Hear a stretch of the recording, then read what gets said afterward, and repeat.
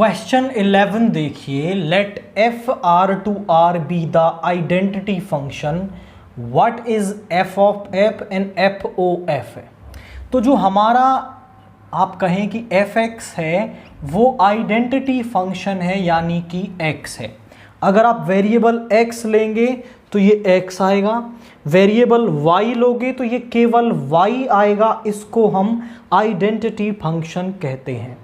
तो हमें निकालना है F dot F of x, तो ये बराबर हो जाएगा F x into F x, यानी कि x into x is x square. और फिर हमें यहाँ पे इसका बी पार्ट निकालना है, that is f o f of x. इसको हम लिख सकते हैं एफ ऑफ एफ एक्स,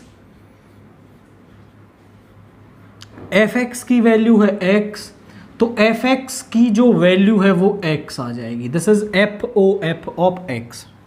इसका सेकंड पार्ट है if f be any real function, यानी एफ एक रियल फंक्शन है जिसकी डोमेन भी रियल, कोडोमेन भी real, and let G be the function 2x, और जी एक्स कोई फंक्शन है जो 2x है। तो वो कह रहा then prove that g o f is same as f plus f. G o f की जो वैल्यू है वो एफ प्लस एफ के बराबर आएगी। तो पहले तो हम ये शो करेंगे कि गॉफ एग्जिस्ट करता है। देखो एफ की तो डोमेन और रेंज ये है, और जो जी की डोमेन और रेंज है वो भी यही होगी।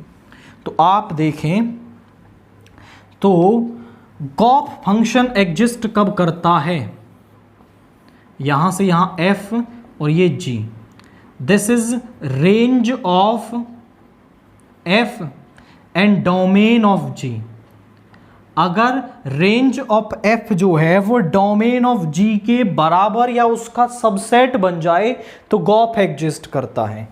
तो रेंज ऑफ एफ जो है, range of f is equal to domain of ji.